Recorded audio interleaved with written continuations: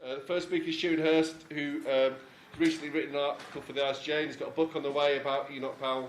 I'll hand you over to Shirin. She's a member from Manchester SWP. Thanks. Thank you.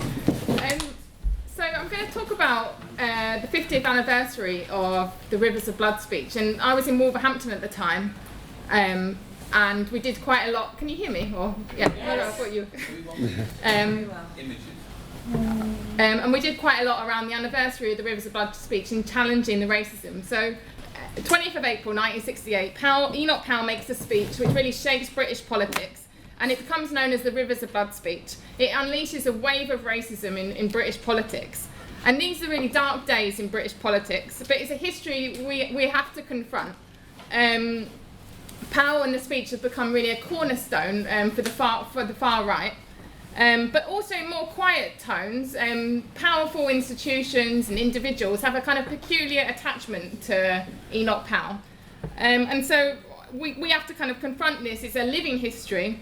In many ways, Powell's words laid the kind of ideological groundwork for the immigration system we have today, with deportations and detentions. It's built on a policy around some of the kind of language that Powell and the politics that Powell developed in '68. So I'm going to quickly outline the speech, but then I'm going to talk a bit about the legacy of the speech and what we've done in kind of Wolverhampton and to challenge that legacy. So 20th of April, Powell stands up in a room smaller than this actually, to speak to a room full of Tories. He's a Tory MP for Wolverhampton South West, and he's a shadow cabinet minister. And he'd carefully planned the speech to gain the maximum media attention. He'd already made a speech in Walsall where he hadn't got any of the attention. It was a very similar speech 2 months beforehand, and so he's planning this speech to make sure he's capturing the headlines. And the speech is really disgusting. I don't know if people have read it, the transcript. It's warning of an immigrant takeover in England if something isn't done to stop this kind of wave of immigration. And using the voices of his imaginary kind of constituents, he's describing a fear of a kind of occupying black enemy within. This is 2 weeks after the murder of Martin Luther King in America, and Powell warns that really there's a kind of new black thread spreading from America into Britain, and he reverses the imagery of slavery to predict that in 15 or 20 years' time the black man will have the whip hand over the white man. These are the words that Powell uses. Of course, when he's using these words, Powell's very careful to say he's simply quoting his nameless constituents, these white constituents. So he talks about wide-grinning pickaninnies and really disgusting racist language, but these are simply the words of his ordinary kind of decent voices who Powell's just giving voice to, a kind of a weird ventriloquism. So what's shocking about the speech, what was shocking about the speech was that it wasn't coming from the far-right fringes at the time. Powell was part of the establishment. He was a shadow cabinet minister, and he was talking to a room full of Tories. And when we think about where racism comes from, it was clearly, in Powell's case, coming from the top. He was part of the establishment. He's mixed in the speech. He kind of mixes a kind of classical poetry with new fantasies of a racial warfare, and it offered the speech offered a scholastic legitimacy really to a new racism. This idea of a kind of darkened immigrant enemy becomes a new target. And Powell presents himself throughout the speech as the kind of standing up against the establishment. He's rooted in the area. He's simply voicing these long-standing concerns that the government aren't interested in listening to, the powerful aren't interested in listening to, and Powell's standing up for that ordinary little person. Of course, this is completely fake. It's complete hypocrisy from Enoch Powell.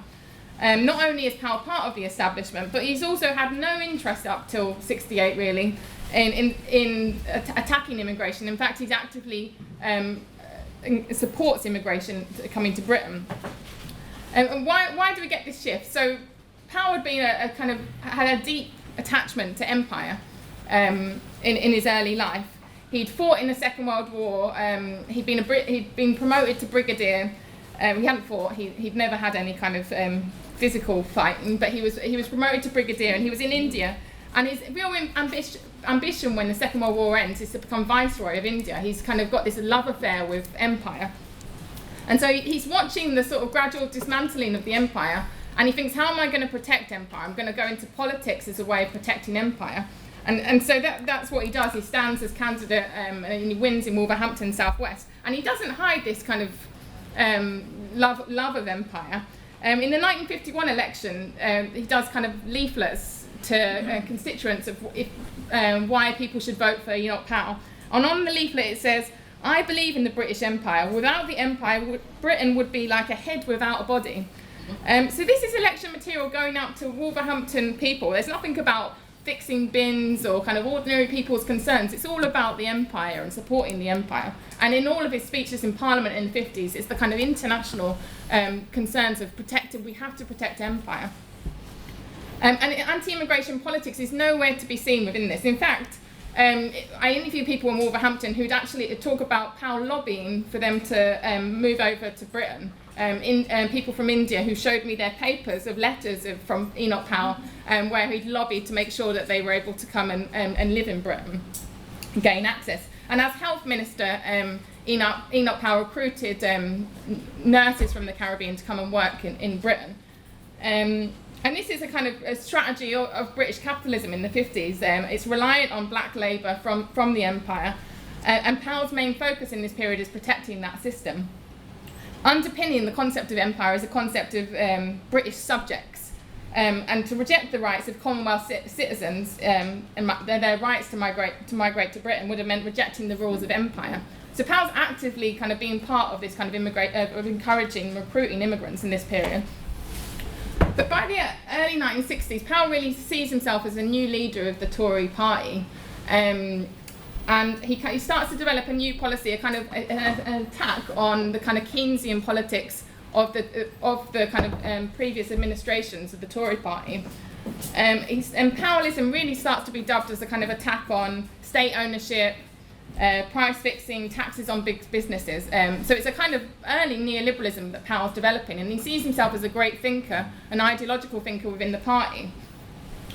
But these attacks on, particularly, he has a real focus on attacking kind of rent controls and kind of calls for privatisation aren't really very attractive to the electorate in this period. So in 1965, Powell stands for the leadership of the Conservative Party, and he really thinks he should be leader of the party. He gets completely smashed. He comes third, and Heath becomes leader of the party. And to stand any serious chance, really, of leading the Conservative Party or the country, something dramatic had to change in Powell's appeal. In an interview given just 2 weeks before the Rivers of Blood speech, Powell says, "I deliberately include at least one startling assertion in every speech in order to attract enough attention to give me a power base within the Conservative Party." And in the context of the economy slowing down and the dismantling of the British Empire, Powell was devastated to watch the dismantling of empire, and he's kind of in a crisis in the 60s watching that happen.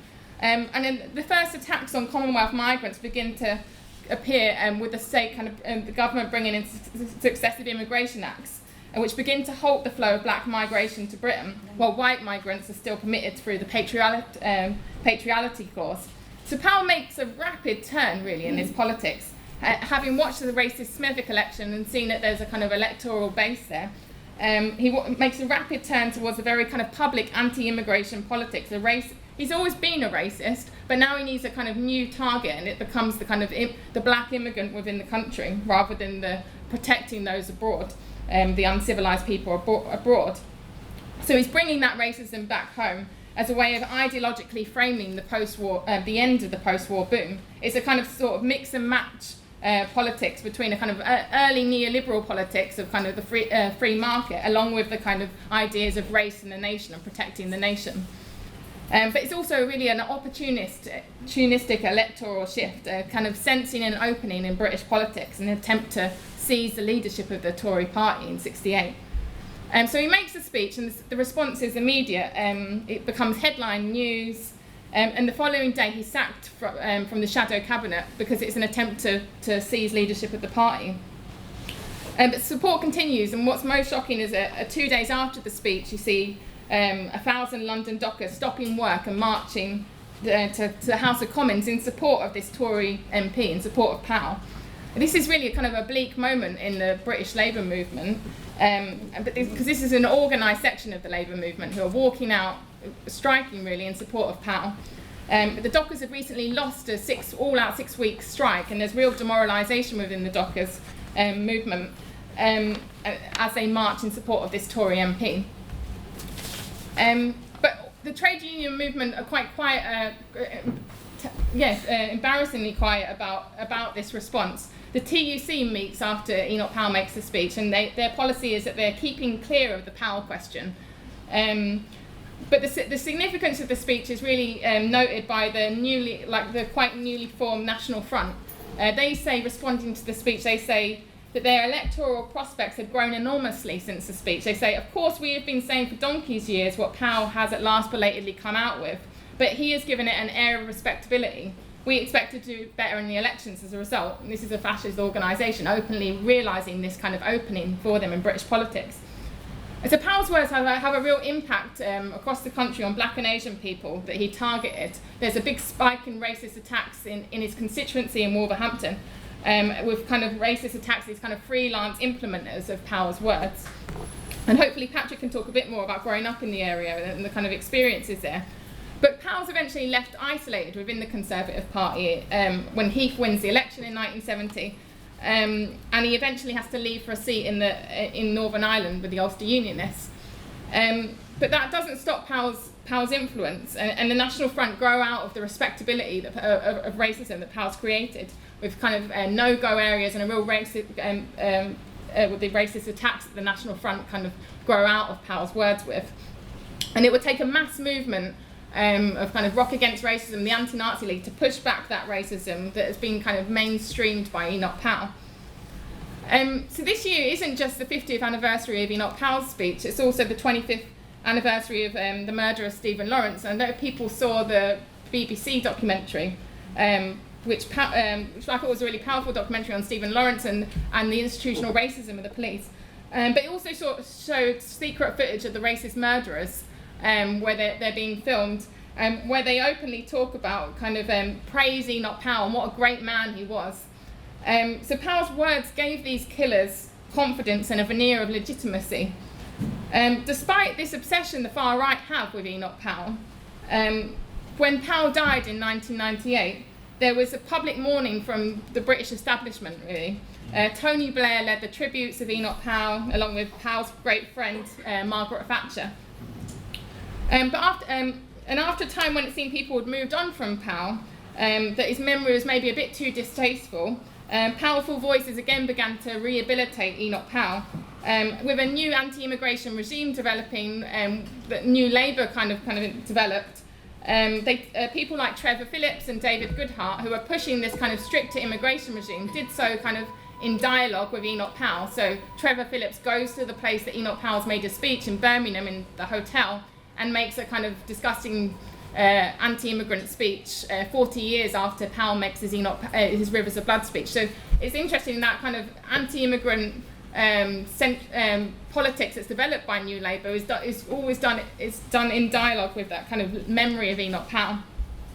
And more recently in Wolverhampton, we've seen that rehabilitation of Powell, where the local paper and members of UKIP began a campaign earlier in this year, in the build-up to the 50th anniversary, for a blue plaque for Enoch Powell in Wolverhampton.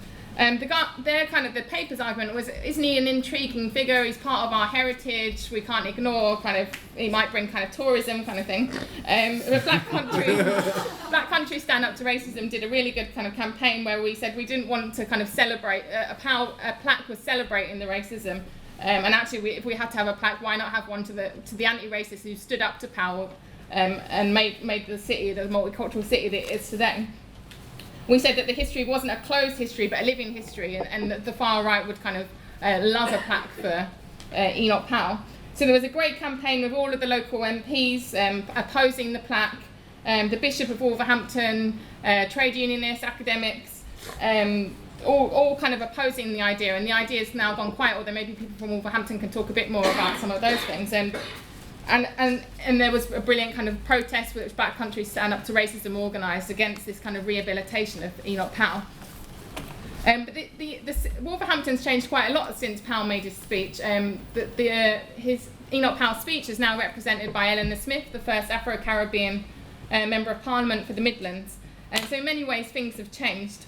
And so for the 50th anniversary of the speech, we knew that there was this build-up where every other anniversary, it was the racists who would control the kind of idea of celebrating Powell. And so we wanted to mark the anniversary and actually talk about the racism that the speech had unleashed, but also the kind of the anti-racist movement that developed out of it. So Birmingham Stand Up to Racism booked the hotel where Powell had made his speech in Birmingham and did an amazing kind of oppositional kind of poetry, and we had footballers and different people talking about the legacy of that racism and why it was important to challenge it today. And in Powell's old constituency, his headquarters is now a black community centre, which is brilliant. So we hired that out for the day, and we got the local school involved who did an amazing play kind of opposing kind of the racism and talking about that history. And then we went over to the community centre, and there was a really important kind of meeting and party afterwards celebrating the hard work of kind of anti-racist and challenging Powell's speech. But there are other legacies of Enoch Powell, and we can see that with the appalling attacks on the Windrush generation. There's more, and the way that kind of people's citizenship has been stripped by Theresa May, and then the talk of the hostile environment. That hostile environment hasn't come out of nowhere. It's been years and years in the making of those successive immigration acts.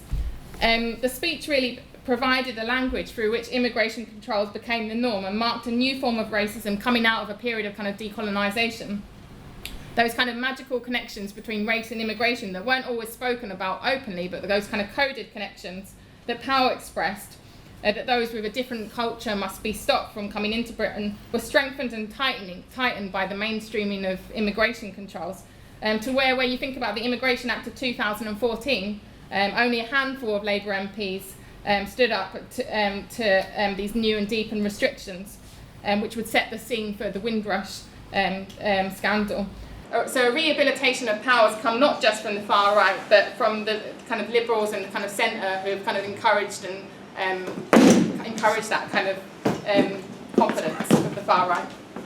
So where once Powell called for a ministry of repatriation, and it seems shocking, in reality we have a repatriation ministry now in the guise of the Home Office, with their targets of deportations and detentions, and that idea of the hostile environment. But the tide is kind of turning against that environment as we see the human cost of Powell's legacy. We have to continue to stand up and keep pushing against this hostile environment where immigrants are seen just as a kind of burden rather than as a key part of the British working class. And if we want to really kind of put Powell in the dustbin of history, then that will involve kind of challenging the legacy of immigration controls and racism that has come out of it.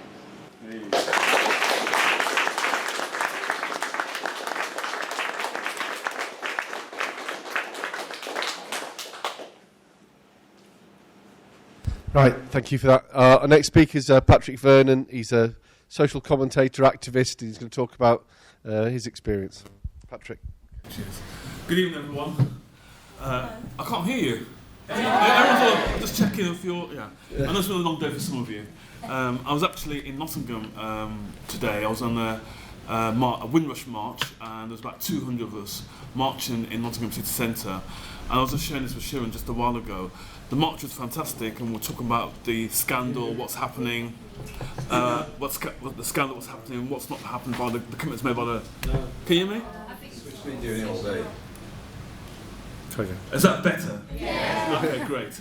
And towards the end of the rally, there were some English fans, angry white men. That's how I could describe it. And one of the protesters, a young white woman, she did a fantastic poem on Windrush. As it played it again. Yeah. Hello. And when she finished her poem, she walked away, and these guys there was a pub nearby, and they started attacking her. And then we went in there to push these guys back. And to me, in many ways, that kind of highlights that England might have won today, which is good, but it highlights further the issue of racism, discrimination, and as you can see from my T-shirt, more blacks, more Irish, more dogs, and that was my experience, and that was the experience my parents had when they first came to Wolverhampton in the late 50s from Jamaica. They were invited, they were part of the Windrush generation, and like other people from different parts of the Caribbean, different parts of the Commonwealth. So they settled in Wolverhampton in the late 50s. Can you hear me? Not really? Try this one. Try this one. Is that better? Not really? Your voice is strong enough. My voice is strong enough? Yeah. Okay, if it dips, let me know. Yeah. My parents came in the late 50s from Jamaica, part of that Windrush generation. And they basically, when they came over, my dad came first, my mum came 6 months later, they got married, and then started raising a family. I was the first one to be born. There's myself, 4 sisters, and now, 60, 70 years on, there's about 3 generations of us in Wolverhampton. It was unfortunate that when my parents moved into Wolverhampton, they happened to move into the constituency where the local MP was Enoch Powell. And to make matters even more challenging, he was part of the party that opened my junior school when I was about 6 years old. So as you can see, there's a personal connection with Enoch Powell, apart from the whole politics. And I can remember when this happened, when the official opening of the school, though there was about half a dozen of us that were forced to stand next to the mayor, Enoch Powell, other people, when they unveiled the plaque. And that somehow that memory is still there. I didn't know who he was at the time until much later on as a teenager. So, in terms of Enoch Powell and the speech, I mean, one of the things I think Shirin forgot to mention, which is mentioned in her book, was Enoch Powell was MP in Wolverhampton for about 24 years. He hardly spent any time in Wolverhampton. He spent maybe about 5-6 weeks in a year in Wolverhampton. Most of the time he was in central London, in Belgravia. That was his pad, basically. So he wasn't really interested in local people in Wolverhampton in the first place. He wasn't really interested in local people in Wolverhampton in the first place. As Shirin has articulated quite clearly, he was only interested in his own political pursuits and ideology. But his speech had a major impact in Wolverhampton and nationally. Not just simply in terms of immigration policy, it had an impact on educational policy. So at the time in Wolverhampton, and I didn't realise this until when I met Shirin and she was telling me, and the research she's done around the book, I didn't realise I was a victim of that. Because in Wolverhampton, I was born in Wolverhampton along with my sisters, and quite a few of us were born in Wolverhampton. In Enoch Powell's speech, he made reference to immigrant children. I wasn't an immigrant children, I was born here as British. My parents came here as British citizens, as British subjects and citizens. But in his speech, he made references all the time of immigrant children. And then later on, he then made reference that these immigrant children would somehow have a negative impact on white children. So the school I went to was Grove Junior School, and this school was quite controversial. There was the baby boomers, and any of you are baby boomer or mini baby boomers in here, there's quite a few of you I can see. There was a school shortage in the country, nationally, and in Wolverhampton. There weren't enough junior schools, basically. So there was a massive educational program to build more junior schools. So the school I went to they used prefabs to build a school and they did it in about 4 months. I don't think you could do it now. If it would be all PFI, that's another story. And this school's controversial. I went to because there was overspill. There were so many of us that were born in Wolverhampton and the surrounding areas in the early 60s that there weren't enough school places. So there was a policy that was adopted by the council at the time, sadly Labour Council at the time, of actually busing children around Wolverhampton, because even before Powell's speech, there was this fear that if you had too many black and Asian children in the same class, this would somehow affect the educational standards of white pupils. So I was a victim of being bussed around different schools because we had moved address, and we were told there were no places. So we had to go to schools about 3-4 miles away, and I found out afterwards there were other people in the same situation who were taking different schools in Wolverhampton to make sure that there was, I wouldn't use the word ethnic cleansing, but to make sure there wasn't too many black and brown faces in the classroom, basically. But unfortunately, the school I went to, Grove Junior School, they had no choice because we were all overspills. So 80% of us were from black and Asian backgrounds. So the local newspaper attacked this. They called it a segregation, made comparisons with what was happening in America. And this was already happening in Britain, in places like in Bradford and certain parts of London as well. But when Enoch Powell got involved with his speech, he further reinforced that segregation, almost implying that black and Asian children would undermine the educational learning experiences of white pupils. And one of the things that happened in my junior school, the headmaster segregated the classrooms. There were classes where there were white pupils, but they might have the odd black or Asian child in there. And actually, one of my best friends I'm still in contact with was one of those. And then the whole stuff around streaming. So, and this influenced the whole stuff around how black children were seen, classed as educational subnormal, because this was the rhetoric that was used during the... Powell wasn't the only person, by the way, saying this, but he further reinforced that in his speech of Rivers of Blood, that had an impact on educational policy. Because if the black man, in inverted commas, we're going to take the whip hand, we have to make sure that they're not learning, at least. And that had an impact. So I was lucky, I was able to have some decent grades, then go on to university. But a lot of my peers weren't lucky. They were classed as educational subnormal, they were streamed, and they didn't have the educational opportunities. And I really believe in Wolverhampton that was a result of the fear of Enoch Powell's speech that had an impact on not young people's life chances. In terms of his speech also, and the impact of Wolverhampton, as Shirin described, the genealogy of his speech has had impact on 50 years of immigration policy, of course, across Labour and Conservative governments and coalition governments over the last 50 years. So the hostile immigration environment, the blueprint is in his speech, basically. He talks a lot about dependence, that there were too many dependents coming here, and he talked about the idea of repatriation.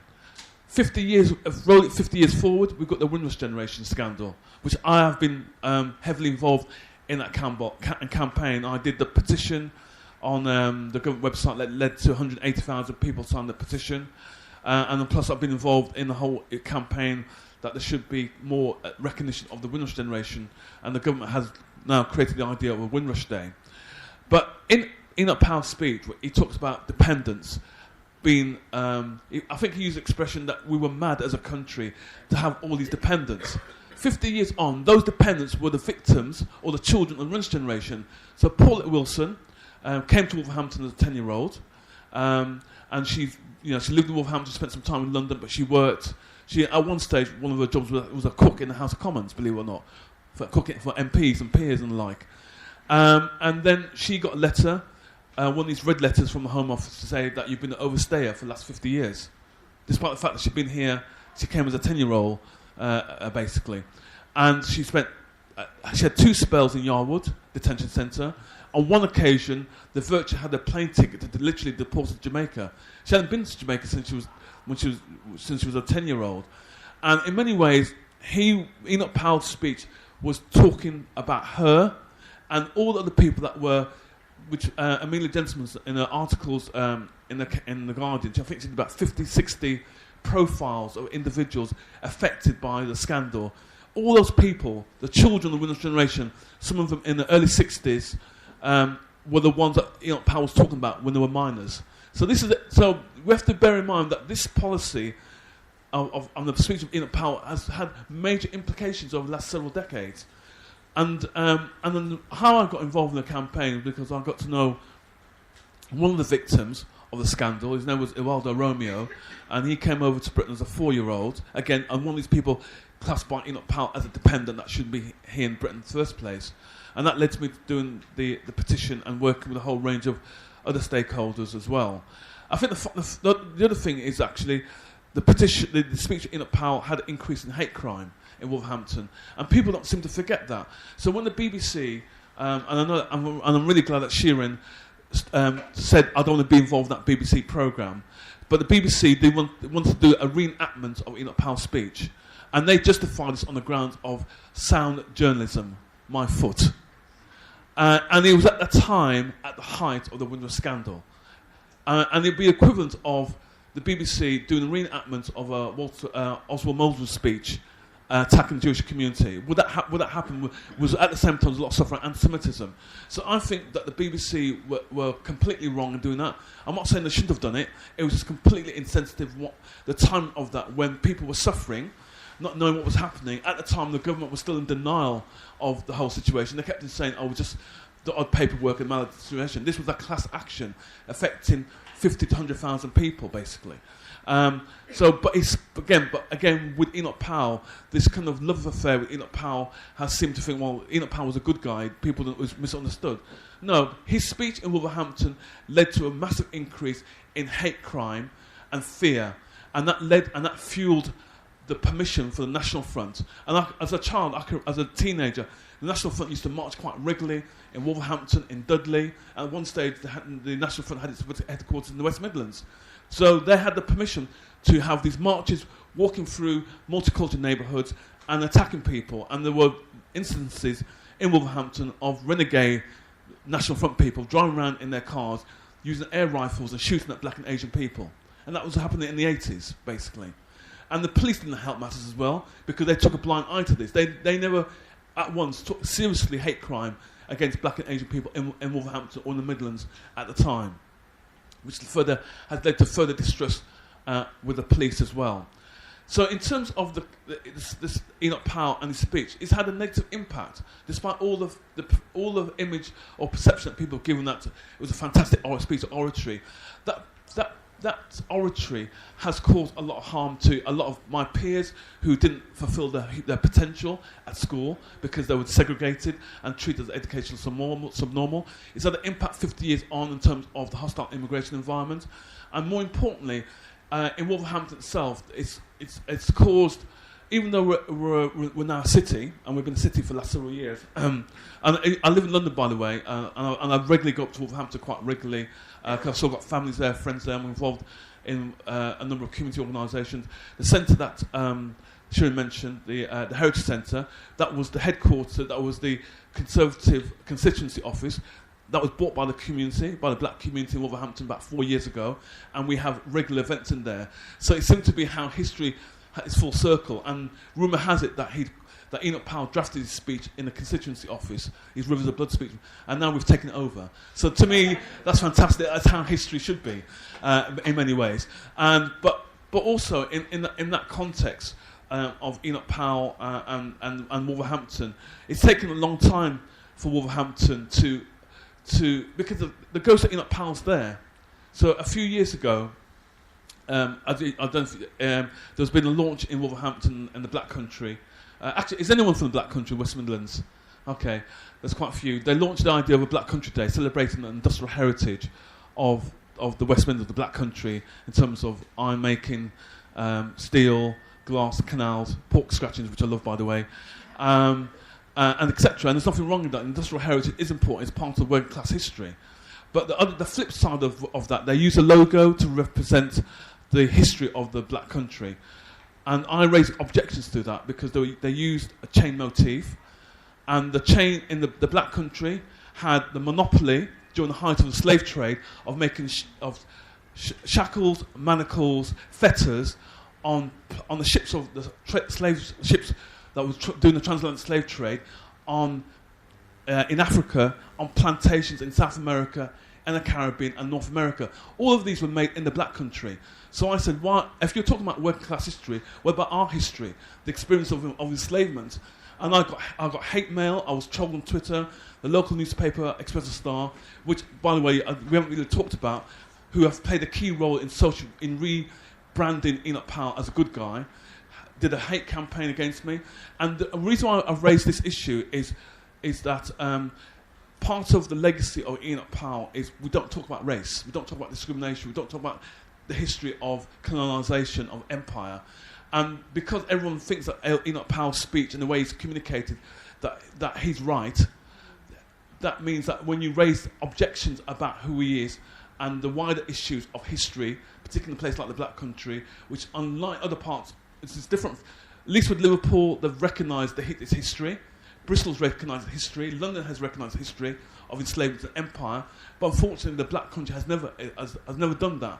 And therefore, people go hide behind Enoch Powell's speech to say, well, he was right. Right about what? That's what I say. So to me, the speech is still toxic. And the speech itself it's still being reused every 10 years. I don't know why we have this obsession every 10 years. We have to talk about Enoch Powell. Why every 10 years? And I'm hoping in the next 10 years we don't talk about him. I'll stop there.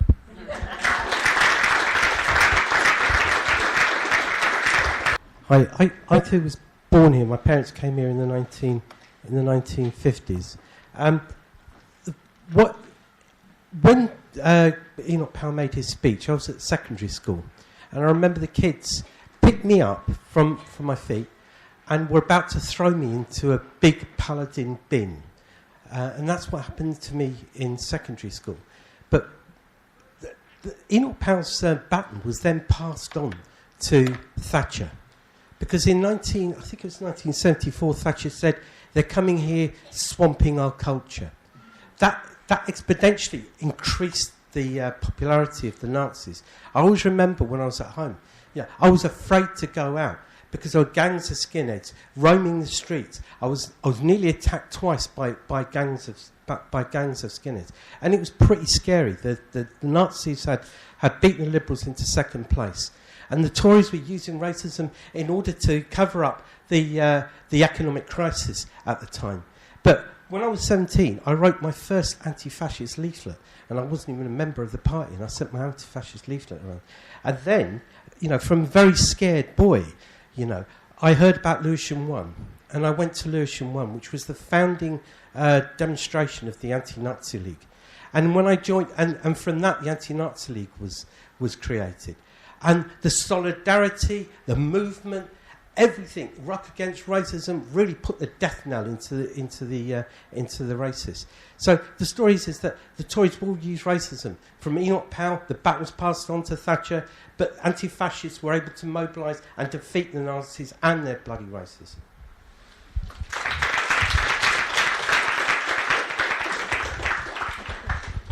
I was interested in what Patrick was saying about the way that children at school sort of became, if you like, victims of what Powell was saying, and also the whole rhetoric, whole thing around busing students, because of the whole rhetoric around black and Asian students pulling down the achievement of white students, because you get, actually quite interesting, you get exactly the same thing today. There is a whole kind of underlying thing in educational sort of discussions, it comes out in TS and things, around the fact that white working class students, predominantly in the north of England, are doing worse at school, I quote, than black or Asian or ethnic minority students. And actually, it's an entirely false narrative, because actually, first of all, if you look at large numbers of areas in the north of England which are predominantly, but though not only white, actually they are precisely the areas got completely trashed in the 80s over, with the closing of the mines and all the rest of it, and actually have been depressed for 40, 50 years. And it's not very surprising, I think, that, it's difficult to actually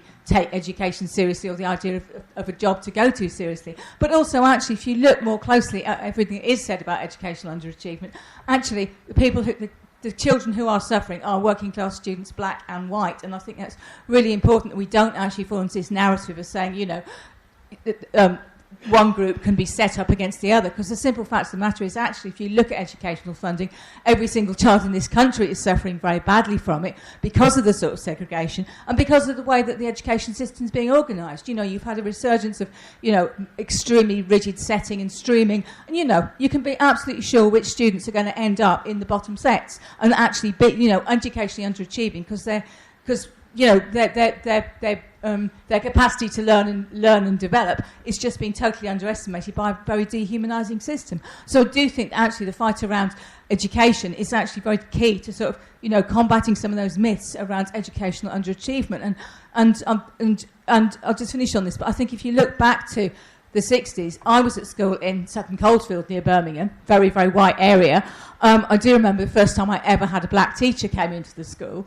But conversely, there were students in the school who were pulled by National Front people leafleting outside it, and I think that was very much that legacy in the Midlands, which we have to fight. And so, but I think conversely, you also had the whole contribution of Bernard Cord and people like Gus John writing about the underachievement of black students and starting and the way that black students in particular were put into educational special needs schools. And I think it was the beginning of a sort of concerted fight for anti-racist education. It's kind of education that's under threat these days, but I think it's really important you actually disentangle the propaganda that is coming out about underachievement and actually look at how we, basically in this context, how we actually help all students improve, and that's by improving funding and getting rid of streaming academies, breaking students down, cutting off their opportunities and all the rest of it.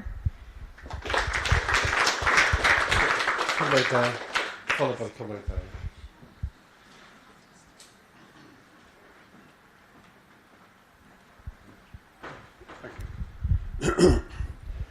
Yes, 1968 I well remember, because almost immediately after that dreadful speech he made, a wave of racist attacks had spread throughout the country, and what the mass media at the time disgustingly termed as a pecky bashing.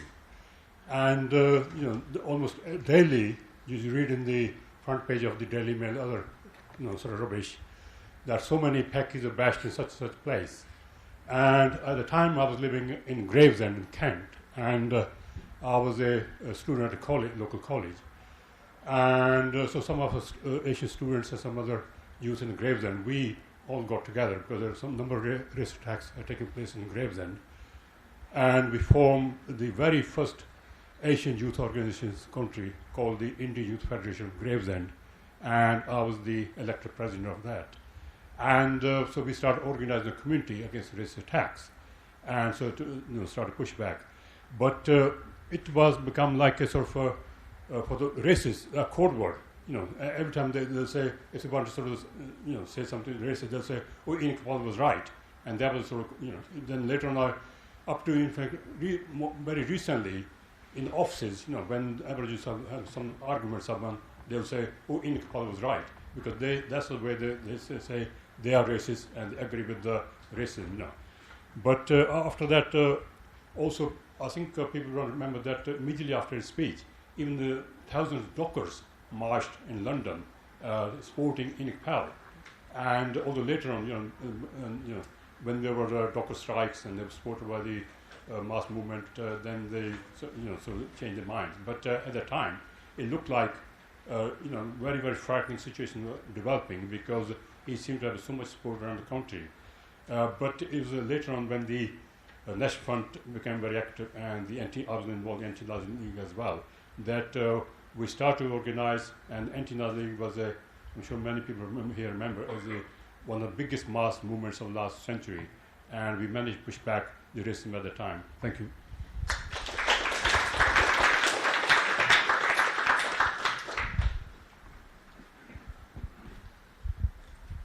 Yes, in '68 I was at London School of Economics, and we had a counter march to the Dockers March. The Dockers actually didn't, it's quite a nuance but important thing, the Dockers didn't say they were marching to support Enoch Powell.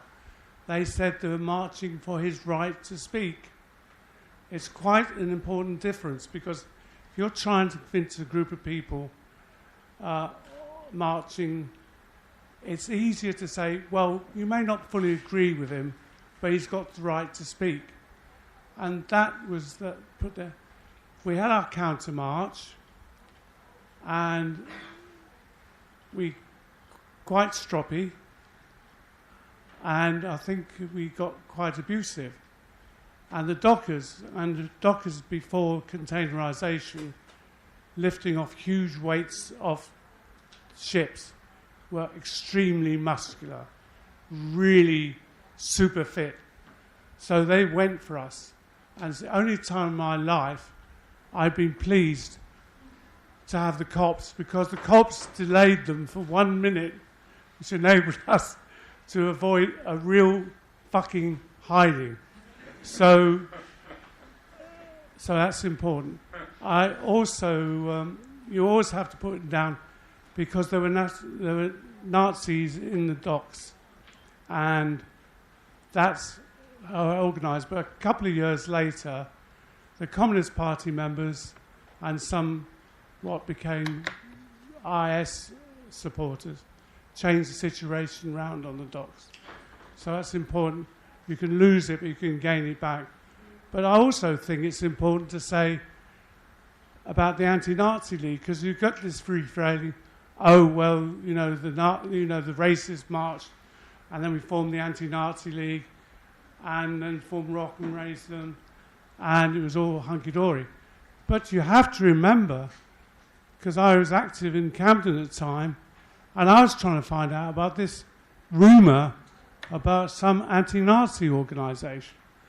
Could you find any information about it? Nowhere. Absolute silence. No one could speak about it at all. And the reason for that was they were building on Trotsky's ideas of the United Front, i.e. you have to get a broad coalition of people, not just the left, from all parts of society. So a lot of people were asked to sign the founding statement of the Anti-Nazi League. But you know, a lot of very famous people refused to sign. So it wasn't that easy. Eventually it was signed, and you know, they got people like Neil Kinnock, who was a radical at the time, Brian Clough, who was a very famous football manager, very broad spectrum. I'm just going to finish. And that got launched, and it went really, really well. But you have to remember, it was actually not that easy at the beginning. And if I could just finish on this, on the follow-up. When I talked to some school students 3 or 4 years ago about this period, I said we had to go down Brick Lane 5 o'clock in the morning or 6 o'clock in the morning, 100 of us, to take over the Nazis' pitch, because the National Front sold their paper at Brick Lane. So you had to take their pitch, so you had to get there about 2 hours before them in numbers. And the students were astounded. And I think we need to have this memory of what actually happened. And it wasn't straightforward at the time. We have to remember things are difficult, and not thinking history is one success after another success. There's a lot of bloody graft. Thank you. Hi, I'm from Wolverhampton University Socialist Workers Student Society, and I also live in Enoch Powell's old constituency. I just want to talk a bit more about the Express and Star and their vicious campaign against Shirin and Patrick, and how they're kind of continuing his legacy, because I do often get asked by Swiss members and stuff, where has Powell's legacy now continued? Because we've seen some great things change. We've got Eleanor Smith MP, who's a Labour socialist and her first black MP ever from his seat. So we are making some great changes. However, the Express and Star want to kind of continue his legacy to be equally as racist as what it was 50 years ago. So at our university, we got a call, and there was Patrick and Shirin were actually due to speak on a panel. And this was over, should there be a blue pack for Enoch Powell? And the way they wanted to kind of keep his legacy as racist as it was, who else did they invite? Bill Etheridge from UKIP MEP. You know him, he's got a book with a gollywog on the front cover. He's even been quoted admiring Hitler. So to continue his legacy to some, quite frankly, impressionable students, to get the most violent racist we've got in the West Midlands to speak to it. And how did he use this platform that he was given? He came in late, he wasn't allowed to speak, but they did ask him questions towards the end. He didn't say a thing about Powell, really. He may have mentioned his name twice, maybe. But the main thing that he said was refugees are coming over here for our jobs. So he just used this as an excuse to push his own agenda. But I think the community that we've seen Black Country Stand Up to Racism push a fantastic campaign. And we've actually managed to halt this, the History Society and UKIP from actually producing this blue pack. But we're not going to fucking let them do it. We're going to oppose this no matter what. We want a plaque for the people that were victims of his racist attack. We want a plaque for the Windrush generation that are getting evicted from their homes. We want a plaque for the school children that had to face racism every single day on their walk home to and from school. When you're 12 or 13 or whatever, you want to go to school by yourself. These people did not have a choice, because they were met by people shouting such slurs that were vile. You do not want to hear that. And we do not want to reintroduce this into Wolverhampton into 2018. We'll let Patrick come in very briefly. What's to say something about the blue plaque? Yes. So the Wolverhampton Civic Historical Society, they are the custodians of awarding blue plaques in Wolverhampton for the last God knows how many decades. A couple of years ago, they invited me to do a talk for Black History Month, which was unusual. It was a nice posh house, we were all drinking red wine, and I talked about the contribution of the Caribbean community to Wolverhampton. And I said to him, by the way, I've looked on your website, and all you've got is dead white men that you're giving plaques to. How about recognising the BME contribution of Wolverhampton? And they looked at me and said, well, have you got a suggestion? Yeah, well, I can give you loads of names. So actually, I worked with the Society and with the New Testament Church of God, and we did a blue plaque for late Reverend Lysite. The first black church in Britain was in Wolverhampton in 1953. The blue plaque's at Heathtown Church, but the expression style didn't cover it at all. And there should be more blue plaques of women, more blue plaques of people anti-racist, and I think that's what so in terms of what the previous speakers, we need to build on that, definitely. Okay. Come right here. Probably the relish shit. I was just a baby in arms in '68, so I don't remember the speech from the time, but I absolutely remember the impact that it had for decades afterwards. That within black communities, the name Enoch Powell was enough to strike a real sense of fear and frustration and anger. One bizarre little thing, some of you may know the kind of novelty record by Millie Smalls called My Boy Lollipop. It was a song that kind of projected Island Records into popularity. Well, actually, a decade later, Millie Smalls wrote a song and performed a song called Enoch Powell, and it was about the racist and divisive effect that Enoch Powell's speech had upon communities, and talked with pride, actually, about the contribution that black communities made. But it's right to say that in the 70s, when the National Front was on the rise, they took as their inspiration Enoch Powell. It's right, as Shirin said, that when those guys who murdered Stephen Lawrence were boasting about their racism, they took as their inspiration Enoch Powell. So it wasn't just a speech in '68 that was forgotten, it was a speech that had a massive impact in emboldening racists, and we should never forget that. But of course, one thing that didn't happen was, of course, we suffered horrific racist murders, but we didn't see rivers of blood flowing in our streets. And why was that the case? It was because from the beginning there was a sense of opposition and outrage and organisation against it. Shirin talked about what happened over the weekend in Birmingham and Wolverhampton on the 50th anniversary. And it was an incredible privilege for me to be there that weekend and to see the performance that the children at West Park Primary School put on. And just to give a bit of context, this was the school that Powell had talked about being overrun by immigrant children, and there was a documentary where the documentary makers went to see what the impact of those immigrant children had. And the head teacher at the time was, and Shirin was involved in some of the research around this, the head teacher was brilliant, saying, we love all of our children, they all make a positive contribution. And one of the children from the time, from 68, the generation of 68, decided to do what many people do, a reunion of his class. And it was this that culminated in the project that led to the performance of a play by West Park Primary School, West Park Welcomes the World, that was performed on the Saturday after the 50th anniversary of Powell's speech. And it was one of the... I've often been to schools and talked at Black History Month events. I have never been to an event as brilliant and inspirational as that. It was a multimedia thing. It had puppets, it had music, it had film, it had spoken word, it had different generations.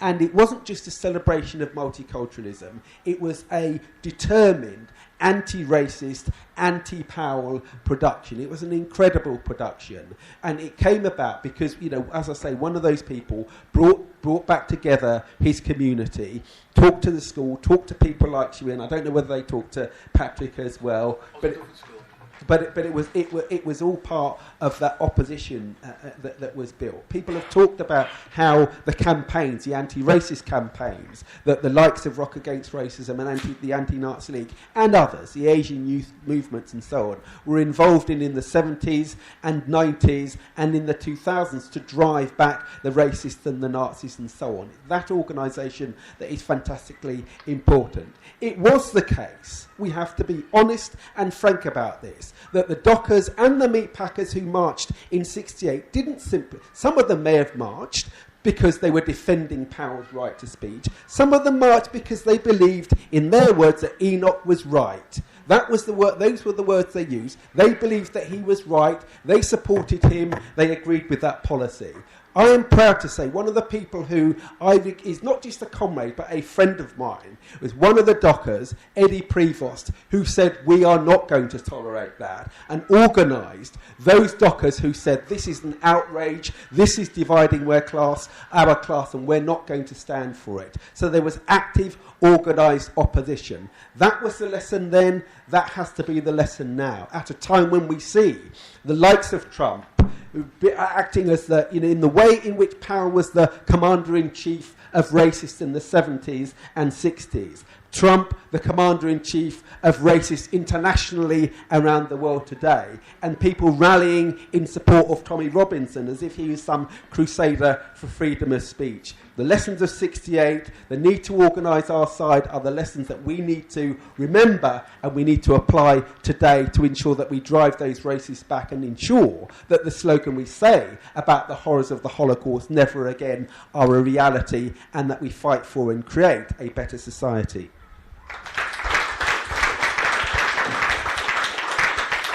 As long as I've got 4 more speakers left, as long as they're all disciplined, we'll fit them all in and allow Patrick and Shirin to come back at the end.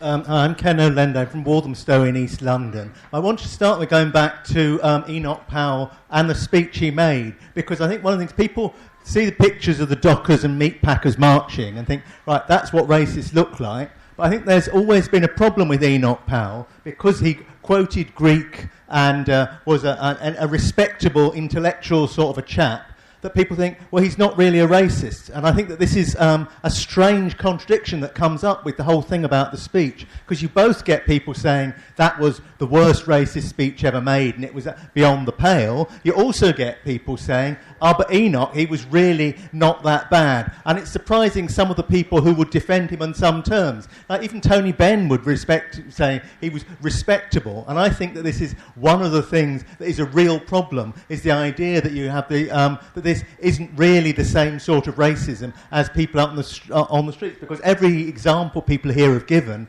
is that this kind of racism is precisely what leads to violence on the streets, and we have to be able to name that and say it's a problem. Now, Shirin mentioned David Goodhart, who's someone I hate with a vengeance, who's used to be the head of Demos and the editor of Prospect magazine, who talks about race. Now, he's one of the things he said recently was that Enoch Powell stopped all discussion of immigration ever since, which will be a shock to any immigrants who've been about since. Everyone who's heard about Thatcher's speech, what the NF have said, what the BNP have said, all the increases in anti-immigrant legislation. But I think that there was a feeling that it became a bit harder to come out with straight racist stuff. And I think one of the things that's happened since then is the fact that people say, I'm not a racist, but you've got to say this thing. I'm not a racist, but we've got to do this about the immigrants. And this is one of the things, I mean, it's amazing, even the BNP, even the NF on some occasions, claim to be not racist. And these things people have to keep being exposed. I mean, it may seem a long time ago now, but it was less than a year ago that the Football Lads Alliance was saying we're not racist. When you see them marching down, attacking mosques and so on, that may seem difficult to remember, but it was also true of the EDL. I just want to finish by saying I agree very much with the people who say that wherever you start from, you can build campaigns against people like this, as long as you expose them for what they are, whether they're posh people like Powell or others who think that they can build by turning people against immigrants. One of the reasons I mentioned coming from Walthamstow was because it was one of the places where we did take on the EDL, and there was a long time when the EDL seemed to be unstoppable. It's easy to forget that now, but we did manage to block them in places like Tower Hamlets and Walthamstow, and they went away, and I hope that people will be out on the streets in the future to block people like I was going to say it now, the DFLA, and stop them from their racist evil.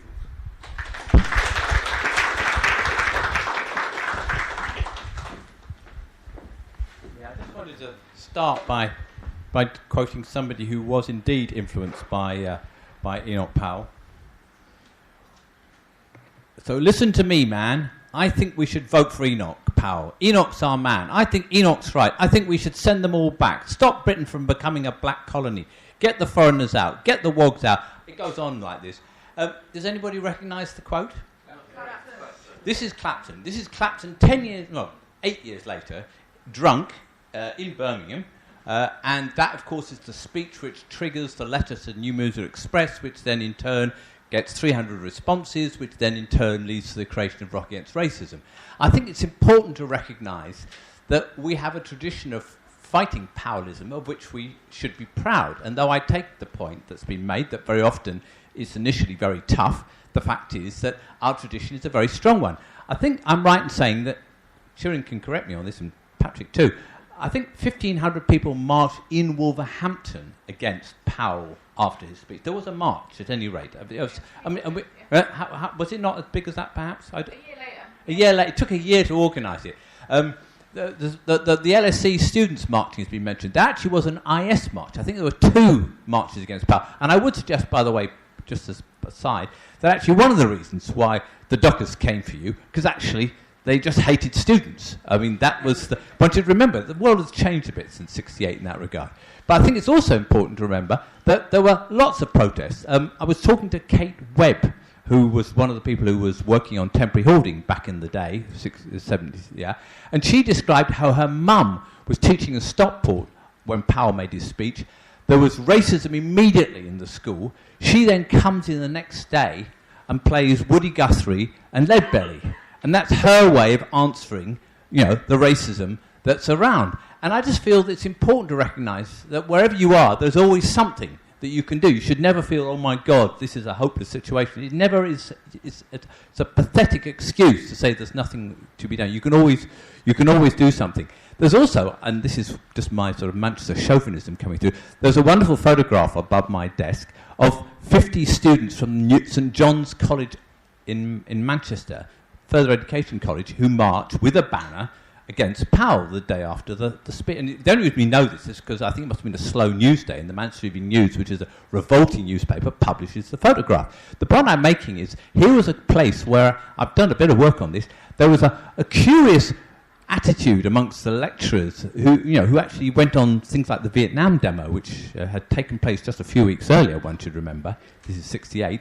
And that was something where you actually had a spirit of students moving. And I do feel that it's very important to recognise that there were lots of different forms of resistance against Powell at the time. And that as we now take on the DFLA and all the rest of it, actually the same spirit is what we need today.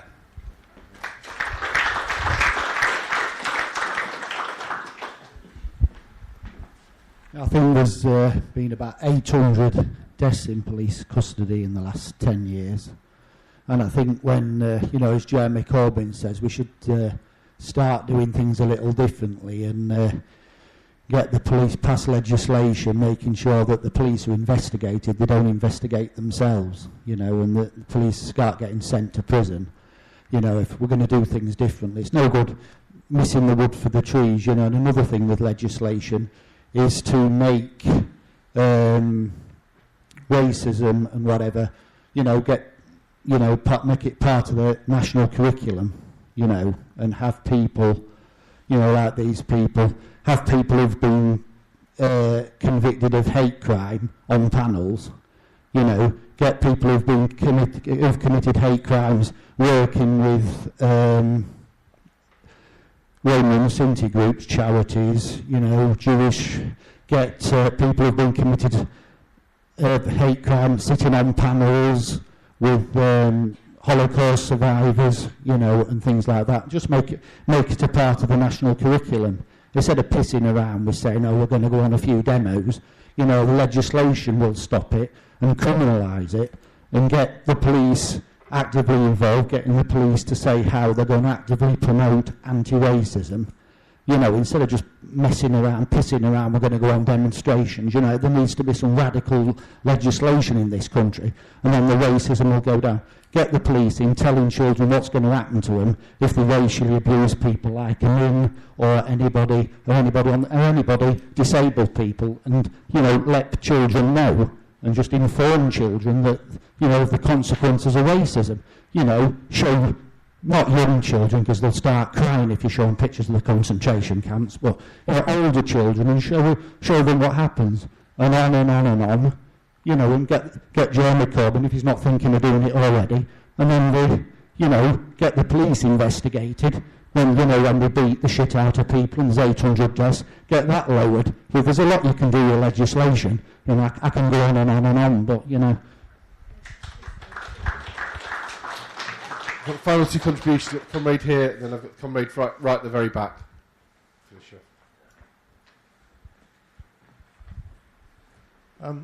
I was also at school in 1968 when Enoch Powell made his speech. And I was at a public school, a boarding school in the Midlands near Peterborough.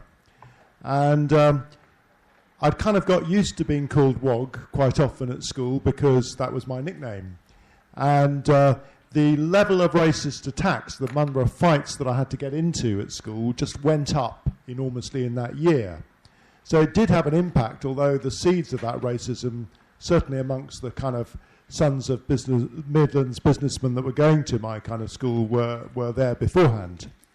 When I left school and came to East London, it was a breath of fresh air, really, because we were then involved in all of these fights against the NF and all that kind of stuff. And the story of Brick Lane, well, it was actually deeper than Brick Lane because there were pubs, all around the place that were National Front pubs. You went to buy your carpet down the Roman Road, to do up your flat, and you found that the carpet shop was owned by someone in the NF and so on. And so it was quite deep. So the sorts of campaigns that we had to run were really about trying in every single area of our lives to build up anti-fascist groups. So it wasn't just a question of the demonstrations. It was building the groups of, teachers against the Nazis, hospital workers against the Nazis, vegetarians against the Nazis, whatever you could think of against the Nazis.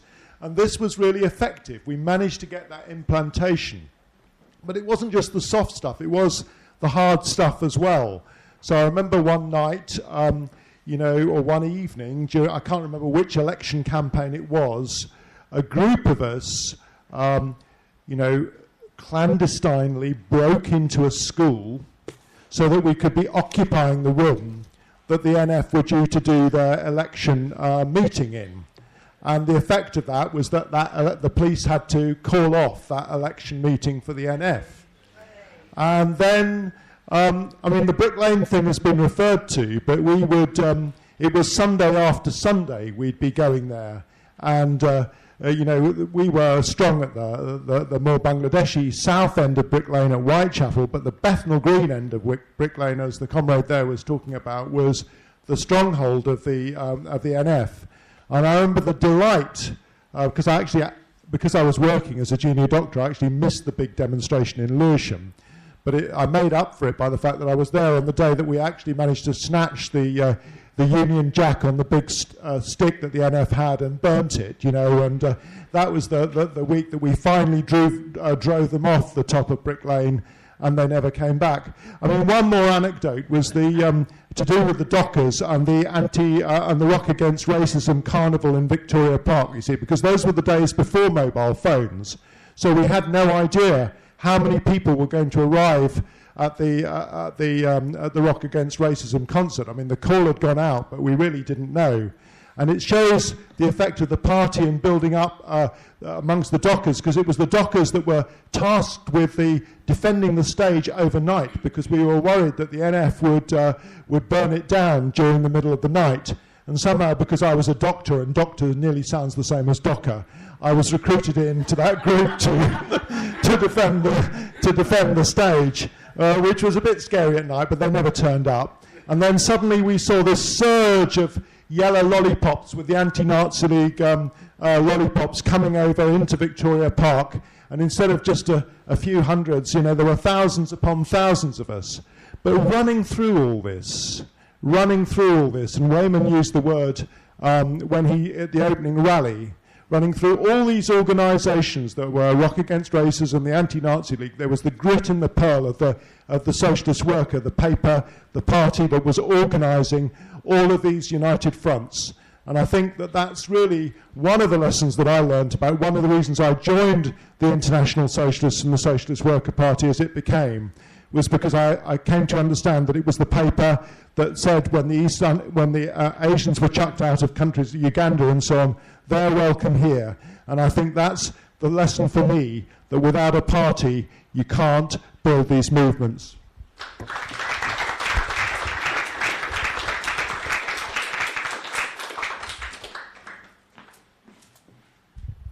Just quickly, I mean, I think there's two things about the speech in there really which echo today. The first thing is pushing the boundaries, right? So over it. In lots of ways, Powell did something that put an argument out there, and he kind of created facts behind it. And actually, if you think about what Trump does, you think about the whole style of it and stuff over it, putting an argument out there and making it acceptable to debate these things is a big statement, really, and stuff over it. And that's one of the key things I think about the speech, and why it's echoed for so long, and why they do come back to it every 10 years. Because actually, anybody who wants to rally around a racist banner sees what Powell did in that speech as an important moment. I think the second thing about it is the concept of freedom of speech. Right, stuff over on the 9th of June, we saw 15,000 people in London. They weren't just marching for Tommy Robinson or rallying, they were rallying for freedom of speech. In the same way, when people got up and said that actually what Enoch did was talk for the ordinary people who weren't allowed to say the right thing, that's exactly what Robinson and his supporters are now arguing, right, and stuff. Tommy goes out and does what Enoch did. He mentions the words that the elites of both the left and the right won't mention and won't talk about and stuff. This is a really important factor, and it's an important factor in Trump as well as it and stuff over it. He'll go out and say these things, right, stuff over it, and nobody would have said it before, and it wipes away all the traditional arguments and stuff, and he begins to make these things acceptable. The last thing really is that you do get moments in history that are pivotal, and in some ways it's not on the same scale, but you know, the Rivers of Blood speech and the response to it, both on the right and on the left, were pivotal, and they shaped the period that came up against it. We've suddenly walked into that kind of moment, haven't we, in this country, after years of just seeing racism as something that's imposed really top down, right, stuff over institutional racism and the rest of it.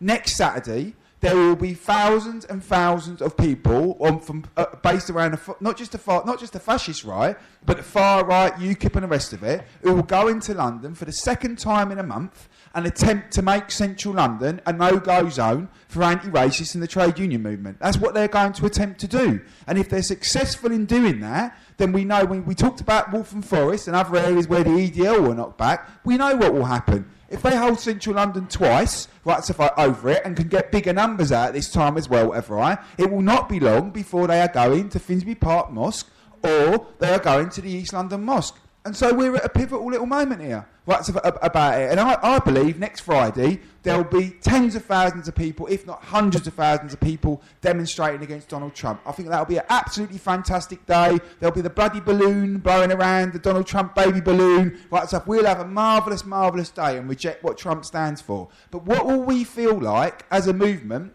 if we get 100,000 people out on the Friday, and on the Saturday, people who are Zeke Highland can march down Whitehall and get away with doing that? That will send a shockwave again for our movement. We're at a pivotal point. We've got a week where we have to turn round and turn 100,000 people maybe on the Friday, brilliant, but we have to have thousands out on the Saturday, because if we don't, the people who back up every single word that Enoch Powell said will be more confident in the way they marched in Leeds, but he tried to burn the mosque down and tried to burn the Gurdwara down and the rest of it. We're at a pivotal point. We've got a real big fucking argument to have this week and stuff. This ain't a history lesson. This is not a history lesson, because history does repeat itself sometimes, and that's exactly what the Robinson movement's trying to do.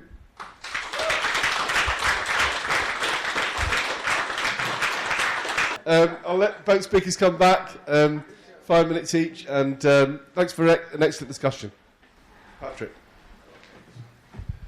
So thanks very much for your contributions and statements, and I think there's a couple of things I just want to add in terms of concluding.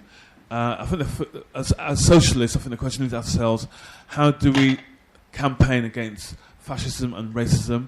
How do we ensure that the legacy of Enoch Powell is put to an end? It raises questions about the current policy of the government, particularly around immigration and migration. As you know, I've been quite involved in the whole Windrush situation. And what was interesting about Windrush scandal, it became a cause célèbre. You had UKIP saying we must protect the Windrush generation. We had hardcore Brexiteers like Riz Mogg saying, of course they're British. And which is interesting, because I think there's this moment in time that we've got where we can actually, how can we unite and do some coalition building? I'm not saying we have to do coalition building with the far right or even the Tory party, but within ourselves. And I think that's a key issue. How do we work together? As I'm quite involved in the Labour Party, and so how we work as socialists together, that's a question that we need to ask ourselves around coalition building, about working with communities. One of the consequences of the Windrush scandal is, for the first time, more people know about the history of the Windrush in the space of 4 weeks compared to 50 years. I've been involved for the last decade promoting the idea of recognising my parents' generation, not just for Windrush, but migrants. How do we have a positive contribution about migration? For anyone who's been watching the World Cup, or if they've been looking at the ethnicity of the various football teams and European football teams. So the French team is seen as a really, it's 90% are African, and people say that's probably an African football team, as opposed to happen to be a French team. And on LBC recently, someone called and said, "Oh, England's not going to win the World Cup because the team's too multiracial." So this is the kind of crap that we have to kind of deal with, and how do we work towards having a tolerant society, respecting difference, respecting intersectionality, and respecting the migrant contribution? That's the question that we ask ourselves. Powell's speech was to diss all migrants. Well, it was actually migrants from the Caribbean, India, because in Wolverhampton, growing up in Wolverhampton, there were more migrants that came from Poland and Italy compared to that people came from Jamaica. But Powell's speech was targeting my parents' generation, they were targeting my generation as illegal immigrants, basically, and which we all should go back, despite the fact that we have for 400 years given pain, toil, and contribution, and not still been recognised. And so the whole debate around Windrush is still an ongoing issue, but it's actually a wider issue around British. I mean, Latifa Hirsch's book is brilliant because she talks about the issue. She used the expression British. Sometimes we know of people of colour, we might feel British. And sometimes we're reminded you're not British. You know what I mean? So, and that is a debate, because we've got 4 generations post the Windrush from different parts of the Commonwealth. And, are they British? And if you are an 18-year-old and you think you're British because you're born here, but you're then told you can't access the education system because you're undocumented, we have no proof that you're British. We have to change that. So we've got more work to do on this whole issue. And I think the final point, just to add around the whole stuff around Enoch Powell, is about what's happening in Europe. I mean, I'm sure there've been other debates here at the festival. We can't just look at Enoch Powell's speech in the context of Britain. It's about what's happening across Europe in terms of the far right and how they are influencing stuff. And actually, the far right has read Enoch Powell's speech. It's influenced the French, the Germans. There's probably more interest in the far right in Europe about Powell than probably more so than here in Britain, because I think the National Front and BNP and EDL, they probably haven't read his speech, to be quite honest. They probably read a statement or a slogan, but they probably haven't read his speech, because there's a disconnect between the far right fascists and Enoch Powell. They still see him as part of the establishment, basically. So that is a contradiction in terms of how the right itself it does. And actually, if you go into a lot of far right websites, there's more reference to Enoch Powell compared to the Conservative Party or political parties, which raises the issue that when the likes of the BBC think that his statement, his speech, is simply just one of powerful oratory, it's not. It's actually one of promoting the far right and fascism, and we need to tackle that. Freedom of speech, of course we recognise freedom of speech. There's freedom of speech, but also there's recognising when the freedom of speech leads to hate and violence. And those speeches turn into hate and violence.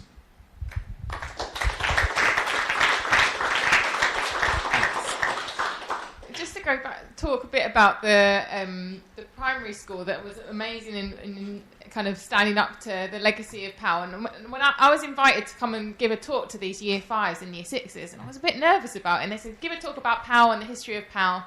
And it was a really good talk in terms of the kids. They were already kind of experts on the topic, and they had loads of points. So one of the kids put their hand up and said, "Miss, is it true that Enoch Powell is the brother of Donald Trump?" And they all started laughing, and they were like, "Well," but it was a really good point, I thought, in terms of seeing that. And it's a kind of similar moment in some ways to 68, because 68 we had mass kind of protests and strikes, and it was a polarising moment, and it could have gone either way. And the far right can build out of that kind of distrust of the kind of way things are.